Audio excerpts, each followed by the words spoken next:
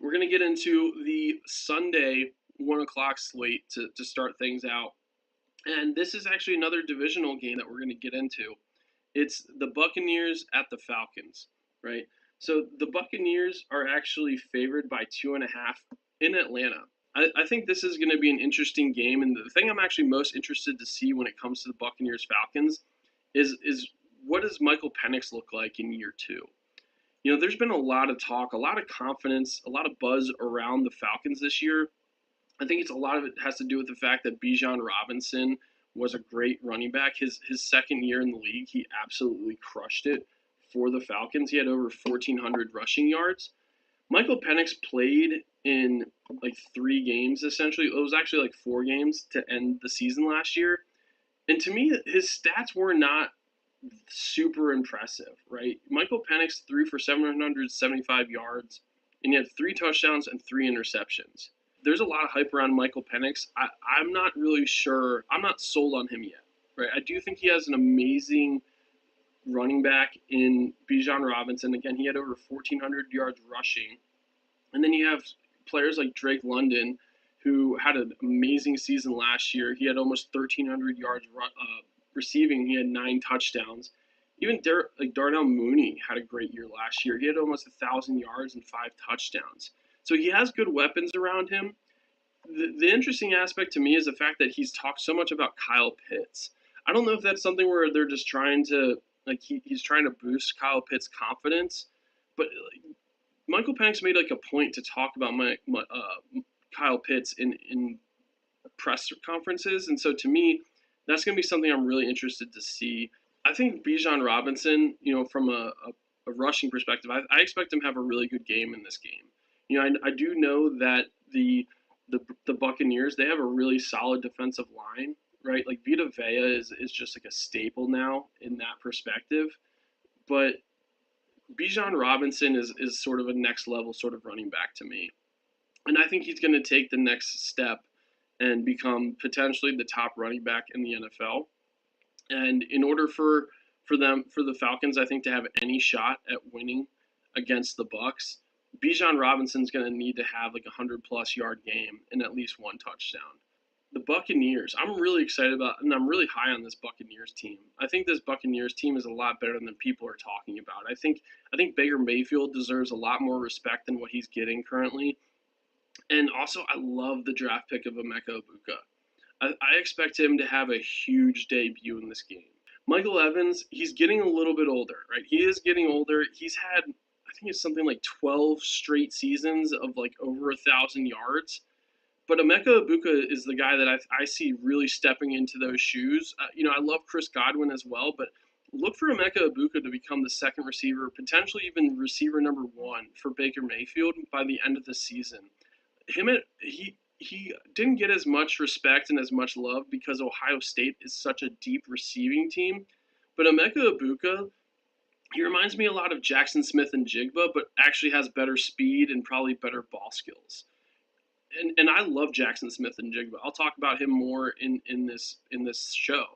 But to me, again, I expect Emeka Ibuka to have over 100 yards receiving in this game. I don't see I don't see him having a struggle in his first regular season game. I think he's going to have a solid debut.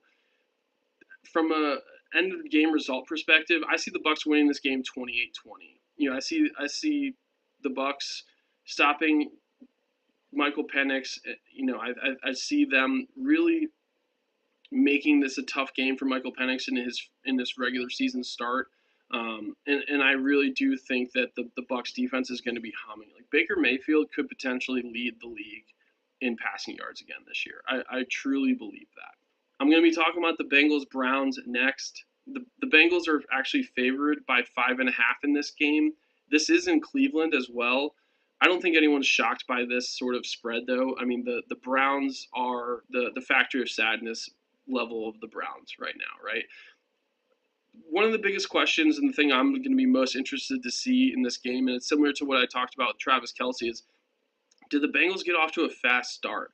Like Joe Burrow has like a historically terrible record when it comes to starting the season, like historically bad. And I'm not putting it all on Joe Burrow, but as the starting quarterback, generally you get the brunt of this. They are terrible in the beginning of seasons. Like last year, they started the season 2-4. They lost a game against the Patriots week 1 that no one expected them to lose. Right, the Patriots won 3 games last year, and one of them was against the Bengals in week 1. The Bengals need to get off to a hot start this season. They cannot be playing from behind like they were last year to try to make the playoffs. They almost did it last year in a miracle, but they weren't quite, it wasn't quite enough, and they just can't afford to do that because their defense is just not there. Trey Hendrickson coming back is a huge value add to them and a huge help, but still they just don't have enough on that defensive side. I will say that I think this is the best possible matchup for the Bengals to have in order to have a good start to the season, right? The Browns, there's no one really expecting much out of the Browns. Maybe that goes into their favor, but they have a 40-year-old quarterback starting for them in Joe Flacco. And I think this is a real good chance for the Bengals to have a season where they actually start out with some momentum.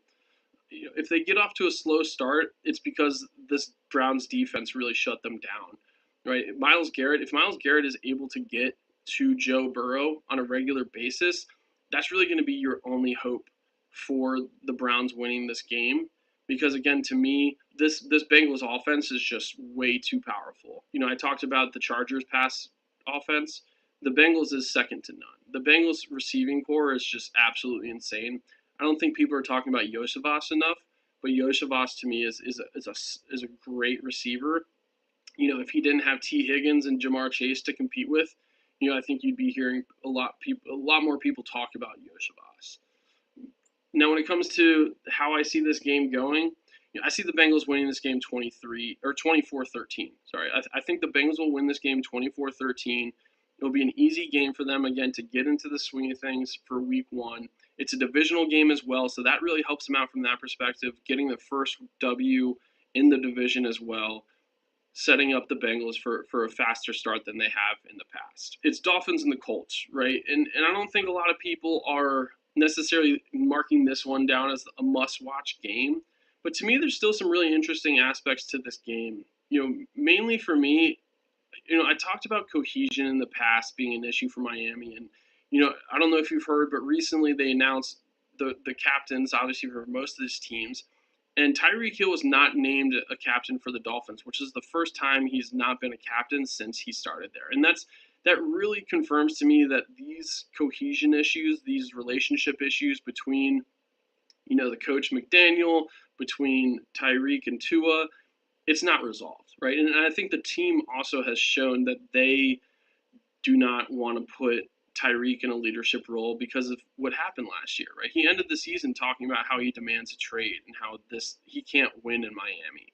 And he's stuck there, right? I don't think anyone's willing to pay the contract that Tyreek has anymore. He did have a down year last year. Can Tyreek and Tua put this behind them? Something that could really help their relationship and get them going is if they have success, right? If you work well with someone and you see success, you can let some of the bad stuff behind you.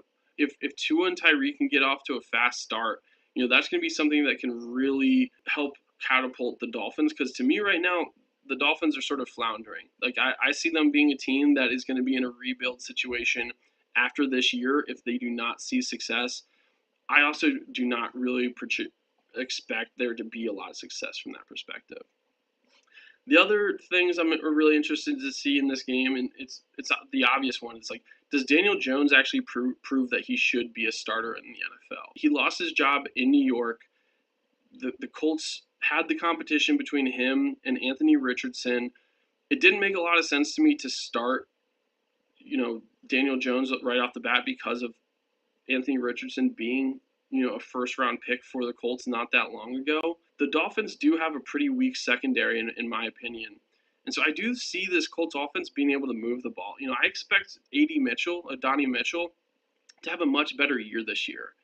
I've seen a lot more flashes from him in training camp and in preseason that shows me that he's ready to take that next step. I'm not saying he's going to be, a 1,000-yard receiver for them, but I do expect him to have, 600, 700 yards for the Colts this year. And, on top of that, you have Michael Pittman, who I think is going to be a 1,000-yard receiver this year potentially. And then you have Tyler Warren, the rookie tight end. I think Tyler Warren is going to be an amazing safety net for Daniel Jones. They always say A solid tight end is like a rookie's best friend. When you're a struggling quarterback and you're trying to prove yourself, and you don't want to make a lot of mistakes, a good tight end like a Tyler Warren could really help you out. Now, I do see this being an ugly game, but I do see the Colts winning this game 20-17. So it will be a close game. And again, the biggest factors to me is, can Tua and Tyreek put last year behind them, and can Daniel Jones prove that he should be a starter in the NFL? Like, those are the two biggest factors for me. Diving into this Raiders and Patriots game, there's the excitement, one of two. They're not new head coaches, but they're new head coaches with their respective teams, right? Mike Vrabel, going back to New England, being the head coach for the Patriots, where he formerly played, is going to be really exciting to see and interesting to watch. I love the type of culture that Mike Vrabel builds. And so to me, that's going to be interesting. And then obviously you have Pete Carroll on the other side. That's now the head coach for the Las Vegas Raiders. This game is in New England. To start this game, New England's favored by 2.5 points. So in a sense, they actually expect the Raiders to be a better team than the Patriots to start this season. But to me, I think this is a great game for Vrabel and the Patriots to start the season. I'm looking to see how Drake May has progressed to start this season. And I think having a team travel from basically the West Coast to New England for a 1 o'clock game is a great warm-up game. And I'm not saying that the Raiders are going to be walked all over, but at the same time, that is a challenging position to be in for the Las Vegas Raiders. Like, traveling to the East Coast and playing a 1 o'clock game is not easy to do. I think that's going to be a huge factor in this game.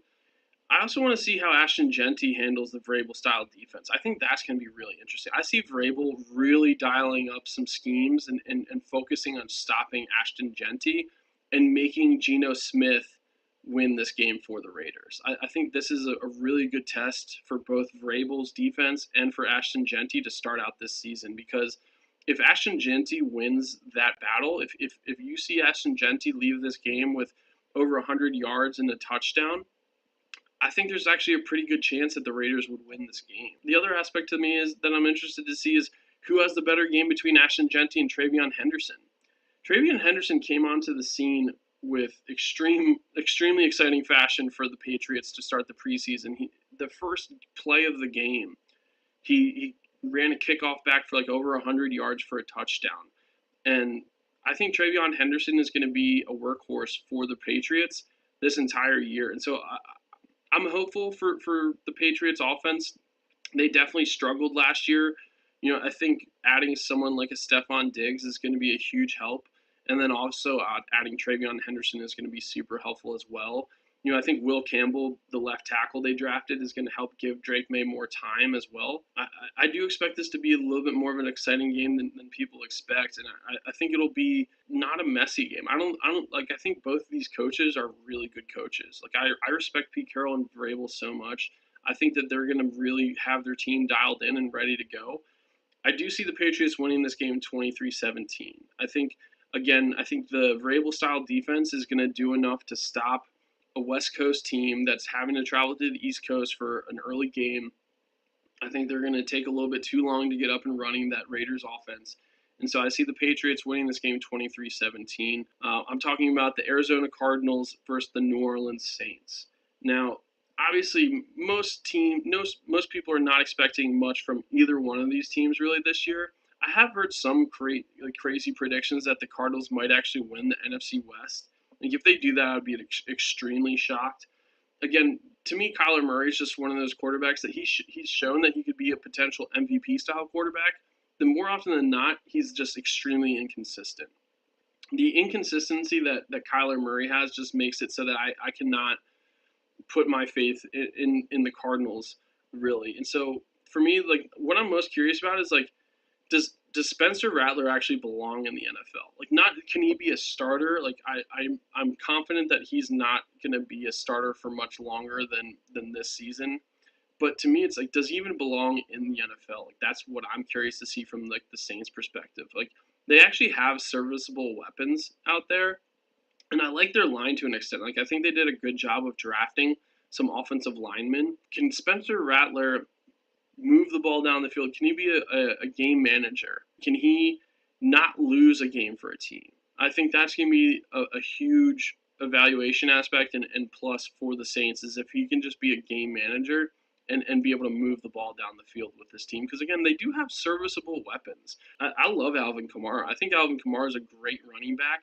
They don't talk about him enough just purely because he's on a team that's been struggling the last couple years.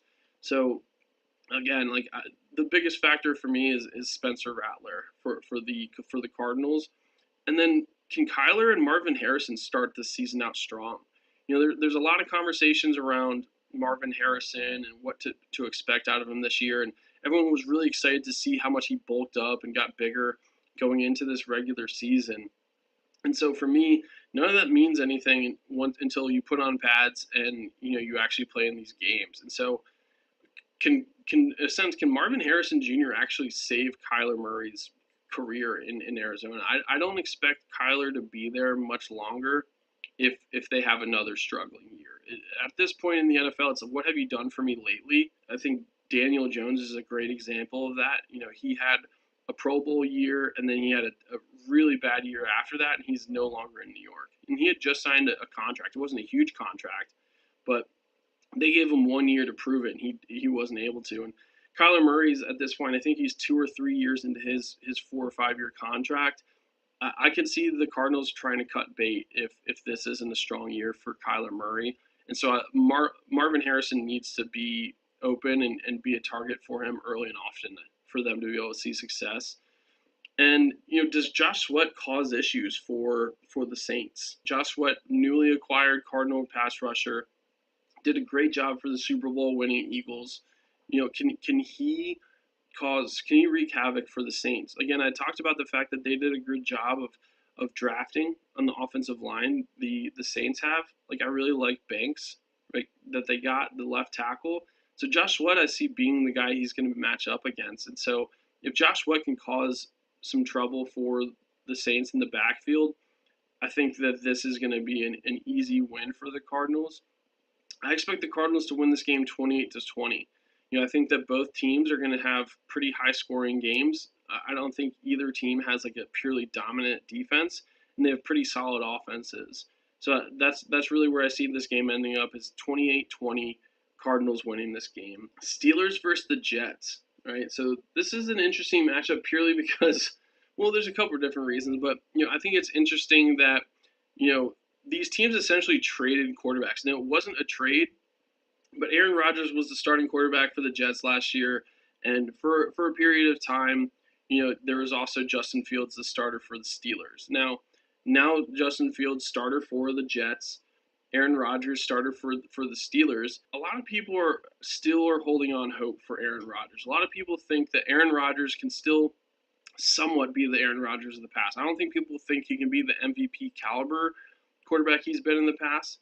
But people think that Aaron Rodgers could potentially lead the Steelers team, to the playoffs. He's 41 years old. And so for me, Aaron Rodgers is able to see success with the Steelers early on. That would give me a lot more confidence in the Steelers team. I'm still holding my reservations. I know Mike Tomlin's an amazing coach, right? He has that statistic where he's never had a losing record.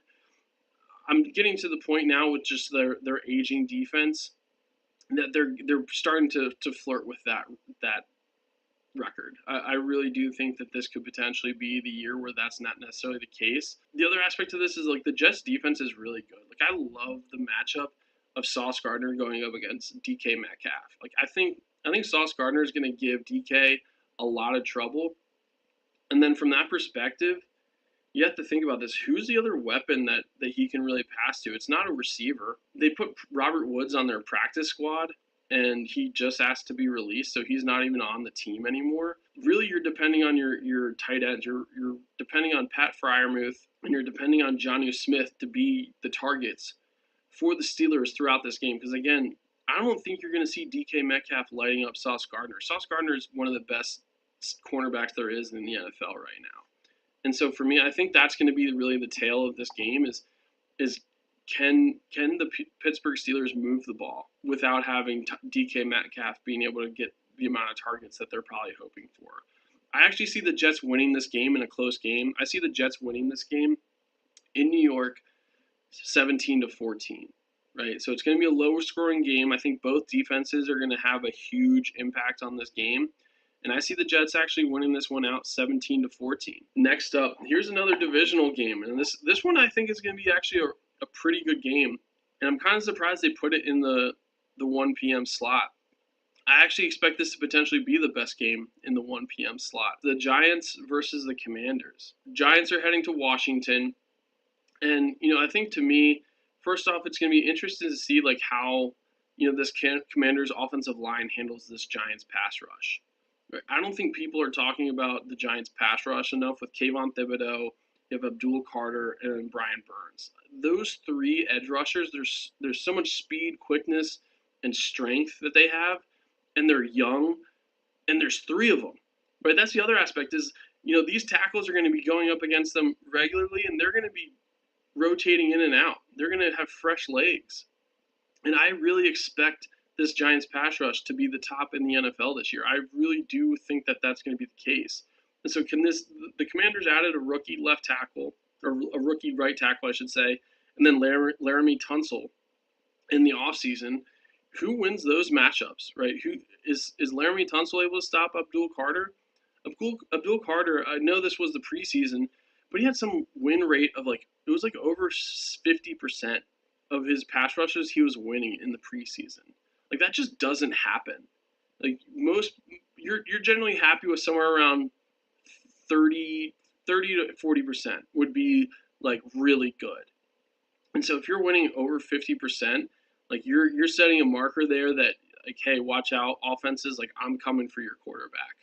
Now, the other aspect that I'm really interested to see is how did Debo and McLaurin work together? Debo came in from San Francisco, and to me, he's just like a Swiss Army knife. That guy can do everything. I think his first play in the preseason that he had, he had it was like an end around and it was a run, right? And then the next play he caught a ball, right? He can do so many different things.